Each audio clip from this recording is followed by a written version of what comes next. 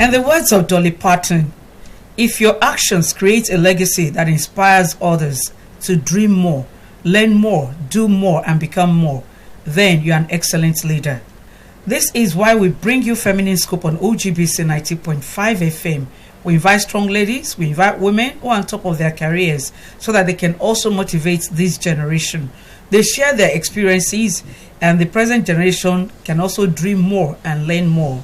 Before you hear from my guest this morning, let me say good morning once again, anywhere you're listening to us on OGBC 90.5 FM. It's a beautiful Saturday morning. And how's the weekend treating you? How are you treating the weekend? Oh, I'm very plenty today, but let moderation be the watchword. Let's not just do beyond our limits. I believe you're ready to learn another lesson from my guest today. Anyway, that's good to know. My guest is Dr. Mrs. Modupe Beatrice Adeyinka. She's a chief lecturer at the Federal College of Education here in Abeokuta. It's nice to have you on this program. Thank you, T.S. Yes, my name is T.S.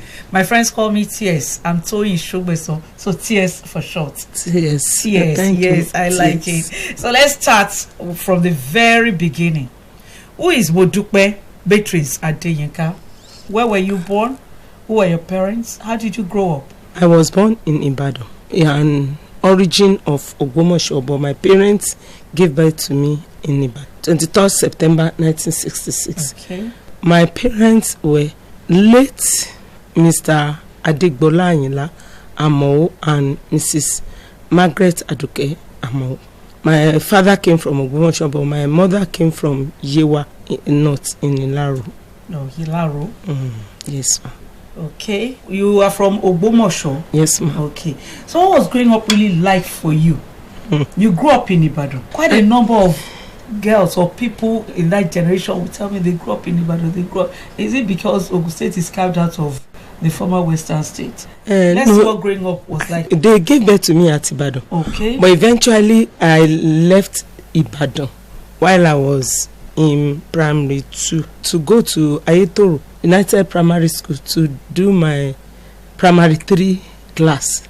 Because of this Western state issue, they were transferring. My father works with the forestry.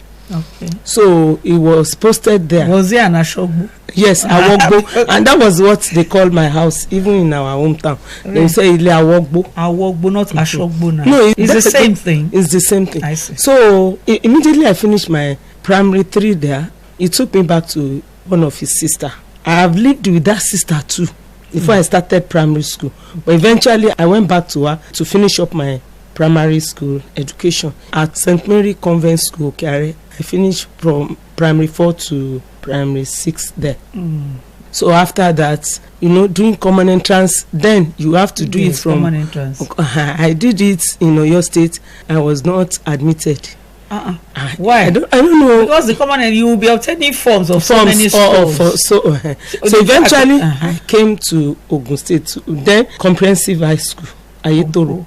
So I was given admission, and immediately I finished my Form 1. My father said we are going back home. So I have to go back to Ogbomoso Grammar School.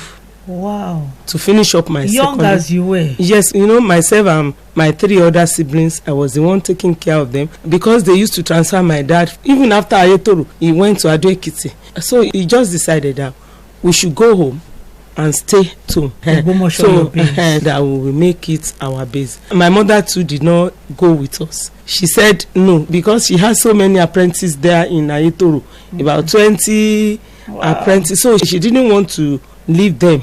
Okay. So we were there. My father would come every weekend. He has worked in far Okeogun, North Ijio. He will come back Thursday or Friday. Oh, he will come back. He will come. Now you had Ayetoro and you also had Ogbomoso. So where will your father? He will come to us. He will not come to your mom. No. No. He will always come to us. To his children. And he left his wife. So we always come to us, and anytime you want to do anything bad, my father will come. But one thing baffles me. Your mom was not interested, or I don't know, why would she stay back in Ayetoro and prefer that you people, the children, should be at Ogbomoso? As a woman, she didn't want to leave her job. That was what I saw then. And my grandmother was at home.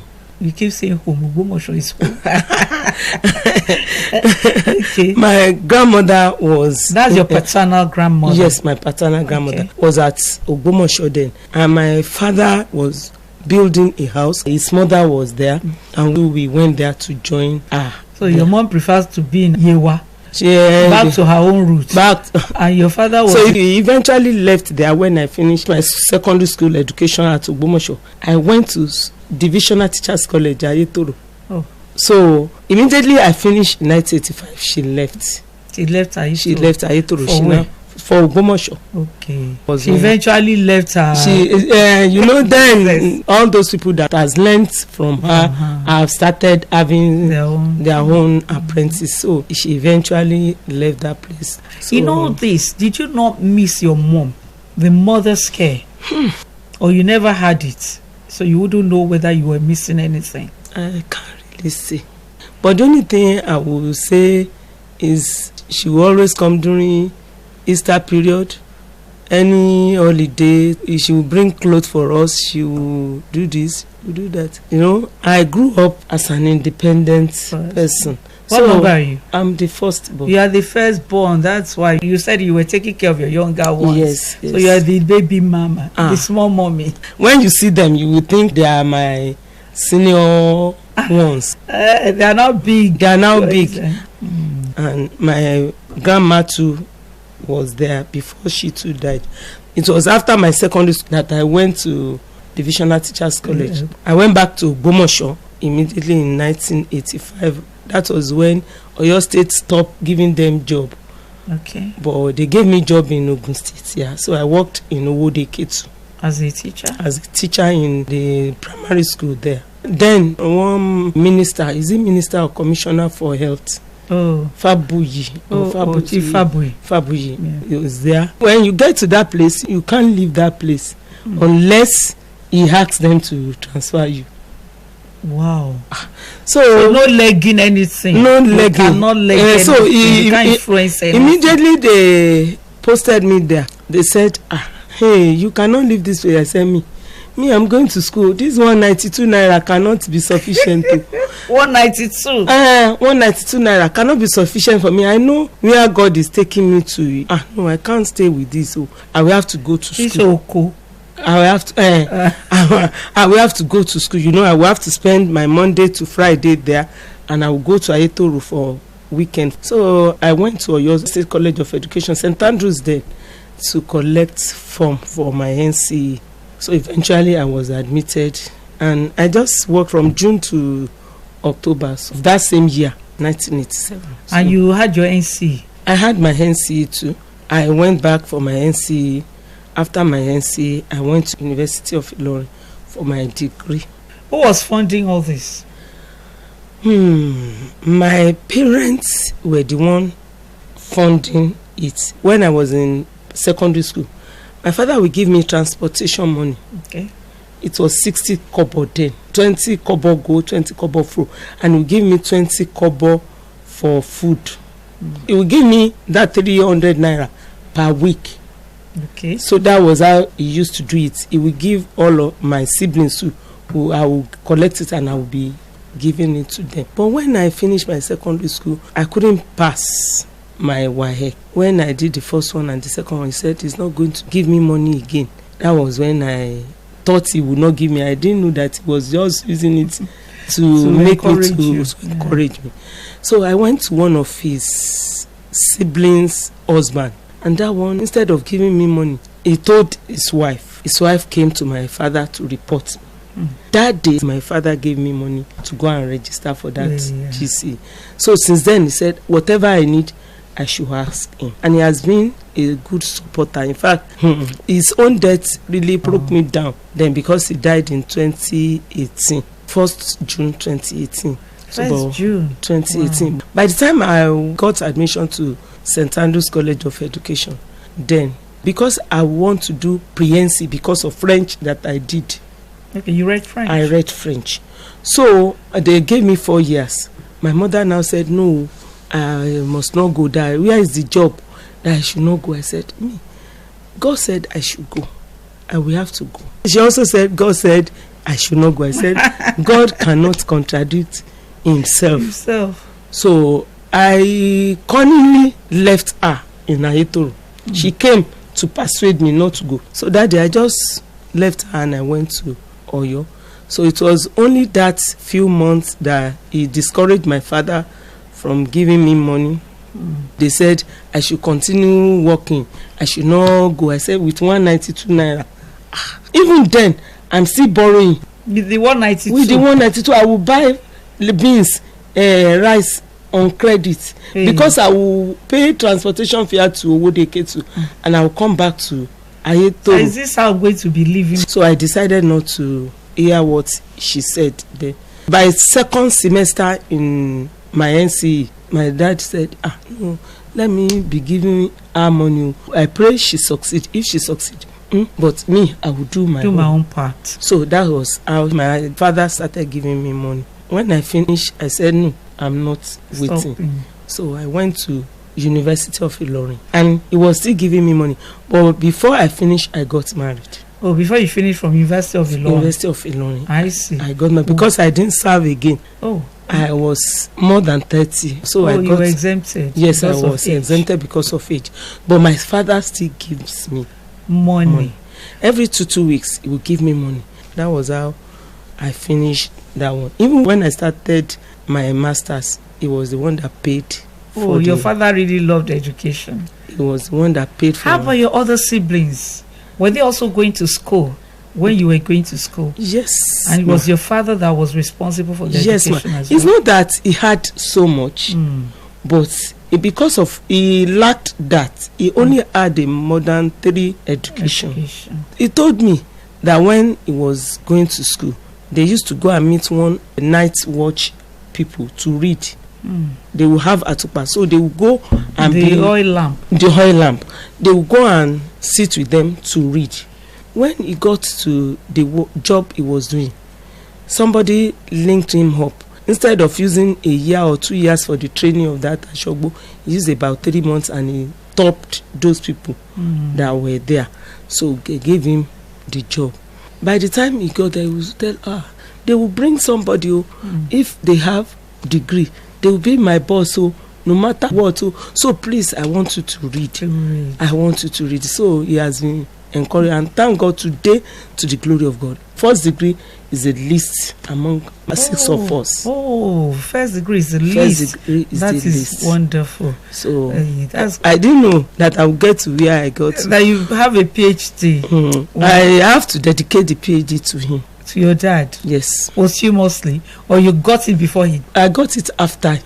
After he died? After he died. I got it after he died. That's interesting. Your story is quite interesting. That means you're a full-fledged teacher. Yes, ma'am. You went through the rudiments of teaching. So you know what teaching is all about. Now, let's quickly go into that business, the teaching business. You read French? Yes. So, vous parlez français? Je parle français. Oh, je parle français un peu. Ça c'est bon.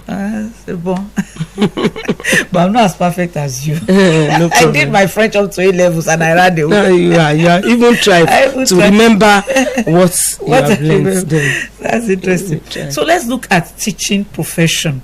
It's a profession on its own. And there you are, you went through the rudiments of teaching. But these days, it's like people take up the teaching job as a way of survival. Let me just survive. If it's the available option for me, then I better take it. So that commitment is not there again. Or I may be wrong, but then why are we having the type of teachers that we have? They are more or less social teachers. What do I mean by social teachers? These are men and women that, you know, Owambe, you see them flaunting cars. When you go to some schools, the type of cars that they will park, then I say the reward of teacher is no longer in heaven. It is now on earth. So how committed are today's teachers compared to the kind of training that you had? No more committed teachers these days, I must confess. Recently I called one of my teachers. Your teacher? In Teachers College. Okay. So I called her to greet her.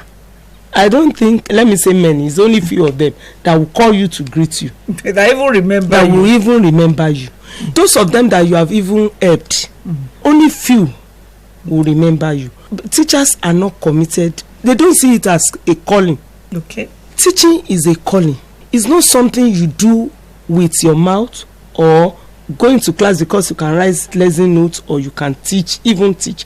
You have to do it with everything you have, because whatever you are doing, your students are looking at you. The way you behave, your students are looking at you. Like when we were in Teachers College, I have a teacher, Mr. Kumuyi. He used to teach us Yoruba. That was when I learned so many things in that Yoruba, which I ought to have learned in secondary school. Okay. Those people were committed. Although then too, we see some people, but they are not as many as this time. People that they will give notes and they will ask the students to go and write notes without explaining. I have a girl in my house. She has just finished her secondary education now. Because I did literature, I asked, where is your this? Where is this? Where is this? He said they did not teach us. Why won't they teach you? I have to go to school, you know, because of my own program too. I may not have time, but few time I have, I will go to school. I said, please, they need to be taught all this, and that is what they will ask in the exam. So they are not committed people. They felt because of money, for them to earn what to eat, to have their daily income, that's why they are doing it. But teaching, if we want to be blessed, we need to take it as a calling. Wow. As a calling, because you will see somebody that has not eaten, that you give your food to. That's true. You will see all the students. Yes, now. When I was teaching in this model secondary school, it's a private school of Oshiele before I was appointed as a lecturer. There used to be 2 boys. They are of the same mother and father, but their father put them in an hostel, and in that hostel they will not give them food. They will not take care of them very well. I have to intervene. The owner of the hostel thought I want to start my own hostel. I said no, I don't even have the mind of having any hostel, but I will give them food. Their slippers cut, I will give them. We have to do that. We are not ready to do that. We are not yet a teacher. Not ready. We are not ready to teach. Wonderful. My guest on Feminist Scope this morning is Dr. Mrs. Modupe Beatrice Adeyinka, a chief lecturer at the Federal College of Education, Oshiele, here in Abeokuta. You said you got married when you were at the University of Ilorin, before you finished your program. Yes. How old were you then? I was 27. You were 27. Wow. 7 or 20, because I was exempted from National Youth Service by the time you finished. By the time I finished. So you went to university, I would say old age.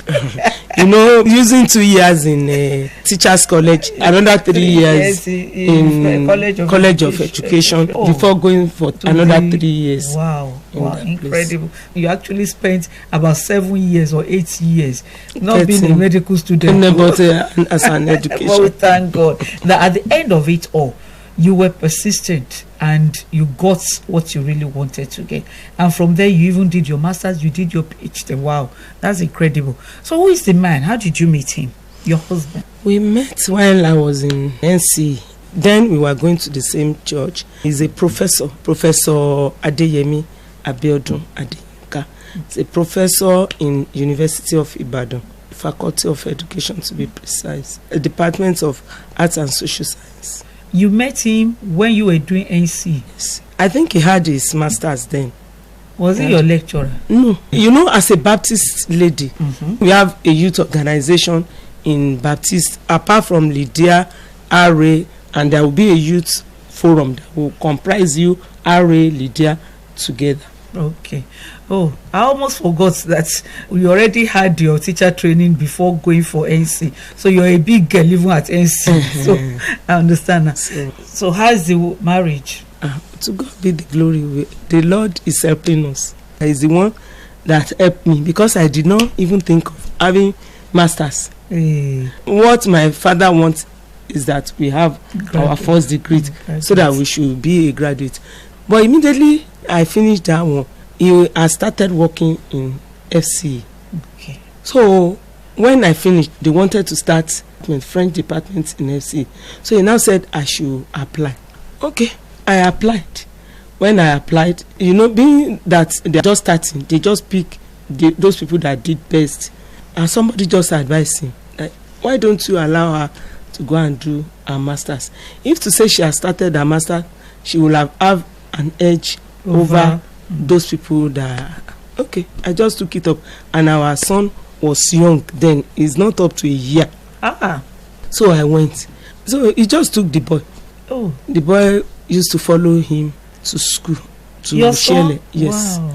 He used to follow him to school. So I will go and I will come back. That was how we did were able to finish off. I want you to talk to the young people. I won't just say girls, because when we talk about girls, you forget that there are boys too. So talk to the young people of today. When they asked me to go and do my master's, I just prayed that God, as I'm going, I'll be the head and not the tail. Then I heard that proceed to PhD is okay. But it's a mark that will make you to. I started praying every month. I will have to pray on it. That I want to have proceed to PhD, and God did it. Even those people that were born in French land did not have it. But to the glory of God, I had it. I didn't know how important that proceed to PhD was until I wanted to start my PhD. I said, so it's like this. That was when I knew, and God helped me maybe around 3 to 4 years. Although I started in some other department that I stopped it, but this time around I started it in 2018 and I finished it. Thank God for you. They need to be focused as a lady, and they don't have to give themselves to men. Because when I was in school, the time I told you that my parents said I should not go, I should go and do this, then some men came thinking they want to marry me, that they will sponsor me to any level that I want. One particular man stayed and he said he will be giving me money. I said, if you want to give me money, give me money. I'm not ready to give myself to you, and it is only if God says I will marry you that I will marry you. Eventually, when I got job, I have to go back to him. How much is what you have given me? I want to pay it back. You are not interested in him? No, I was not interested in him. Wow. He didn't go to school. So I was not interested in him. But why were you collecting his money? I collected his money because then they were not giving me money, and I didn't want to do what my other mates were doing. I know if I stayed with only one person and that person is giving me money, I will know this is the only person. I should sing one song for you. If you chop my money, you chop. So by the time he said we should, I said, so he was the one that messed up eventually. As if Entevesunje to fake popara to wajokutino. So by the time he did what he did, I just say that was over. You were looking for something that was what I was looking for. So you grew up in Ayetoro majorly, and you did not make go for the man. Okay. It is well. We thank God for the journey so far. Do you party, doctor? I used to attend parties. You attend parties? I used to attend parties. If you are doing wedding now or any burial or any social something, if you so invite what type of music do you like? It's Christian songs. Eba miki, eba miki. Eba mi kí ẹni àgbà ọjọ́, eba mi kẹ́ni tó jókòó sórí ìtẹ́ o, eba mi kẹ́ni táyé àtọ̀run bọ̀ o, eba mi kí, eba mi kí. Okay, I'm sure my producer will get that for you.